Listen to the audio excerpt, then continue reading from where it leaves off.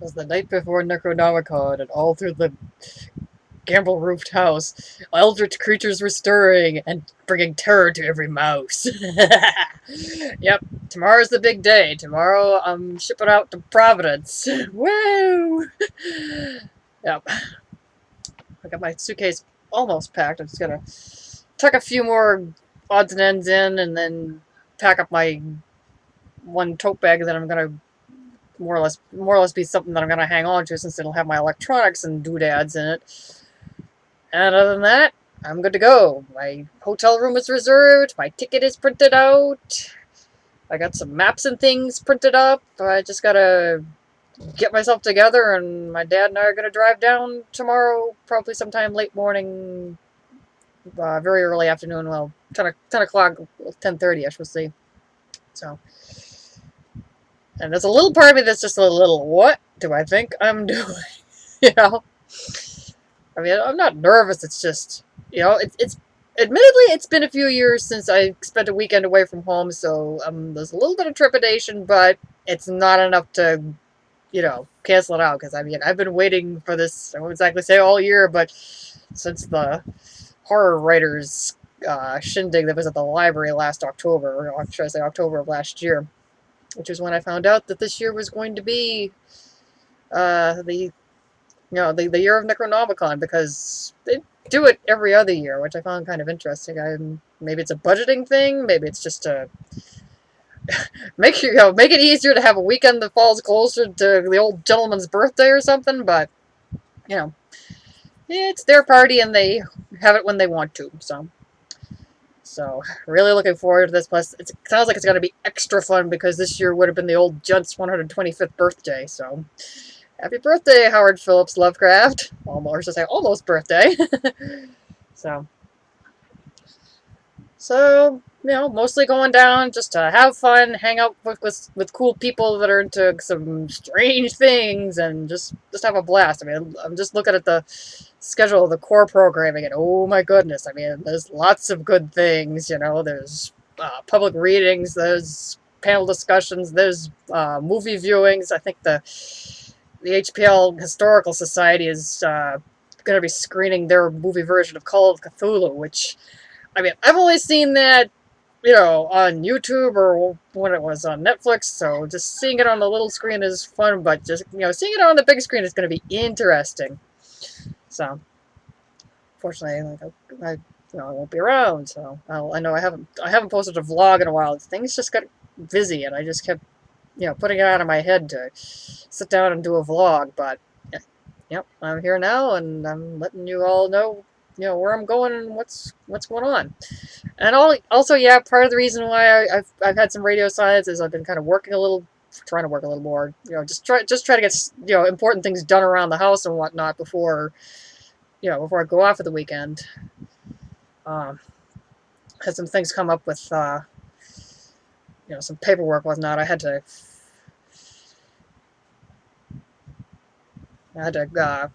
contact one of my caseworkers, dealing with the disability stuff. You know, I had to get some paperwork off to him. Then I got more paperwork. Every few years, I have to do paperwork about my disability, and I'd gone a few years without it, and now I got to do it again. And it's like, it gets a little tiresome, because sometimes it feels like you're trying to prove that you're, you know, I'm trying to prove that, you know, my hair is brown, my eyes are brown, and my skin is European ancestry pasty, you know? It's like, this is a part of me. This is not going away. There's no magic bullet for what I've got. And even if there was, would I want it? No. I mean, I could do without the negative aspects of it, but, you know, there are a few positives that go with this, because it does make me, you know, some aspects of my condition make me a little more perceptive than some people, but sometimes it makes me too perceptive, so I could deal without the sensory overload. Or the time when my brain is more focused on, you know, the story that you're plotting, when you should be focusing on the trash that needs to be taken out. It's like I almost have that, they used to call it idiot savant. I don't know what the term for it is now. I mean, the people that could play, you know, complicated pieces on the piano but have trouble tying their shoes. I can't play piano, but sometimes I have to be reminded to tie my shoe. Renee, your shoe is untied. Oops. Stop thinking about writing. Anyway. But, yep, so looking forward to good times, looking forward to, you know, an interesting weekend of cosmic horror, weirdness, and mad creatures. Let's say, what's the tagline for Woodstock? Peace, music, and love. Well, I guess this is peace, music, and Lovecraft, or maybe music, madness, and Lovecraft. I imagine it's going to be a good weekend. I imagine just from the sound of it, looks like this is going to be crazy fun. This is going to be an experience. This is going to be a blast. So.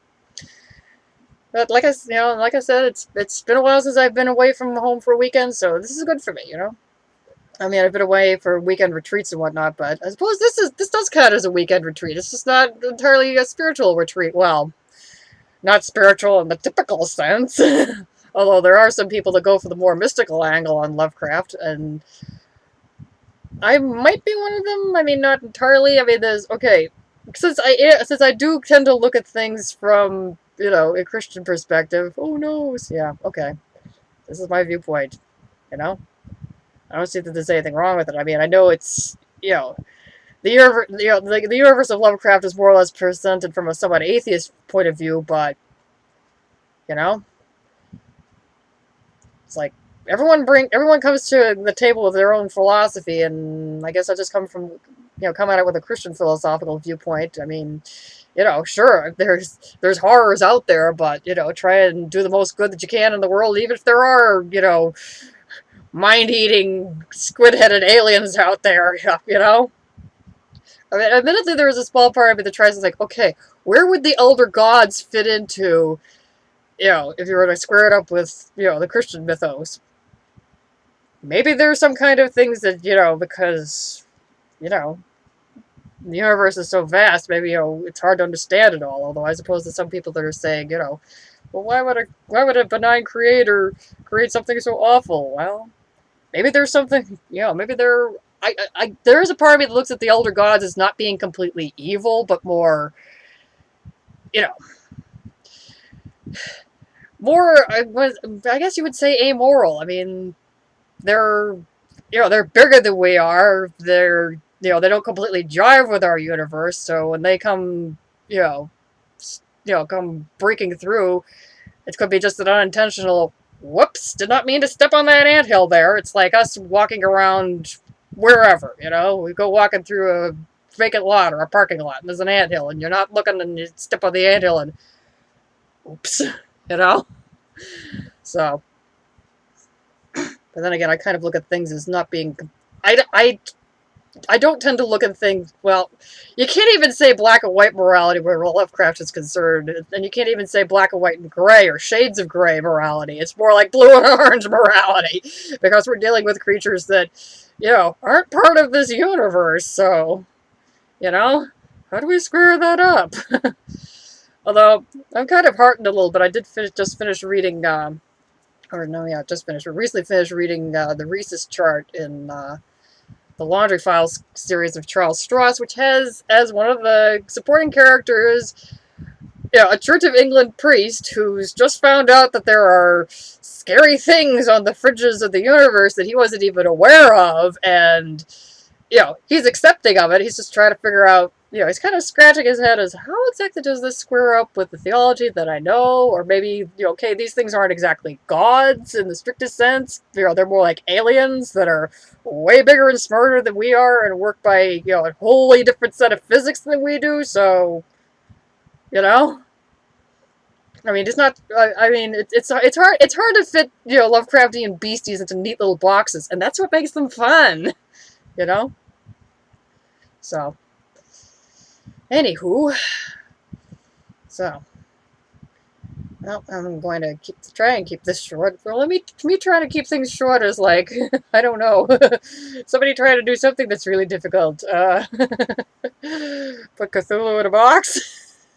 He's kind of in a box if he's underneath the sunken city of R'lyeh, But anyway, so I'm going to keep this short and, get this out and say goodnight and get the last bit of my packing done and, you know, call it a night. And that's, you know, tomorrow's another day, and tomorrow's going to be a very interesting and eldritch day. So, well, we'll see when I see you. I might post a video, you know, via my Kindle, upload that, and, you know, tell you what I'm up to. But do watch for a lot of pics and vids and, you know, stitches and snatches from, you know, the shindig in Providence, because creepy things are going to be going down.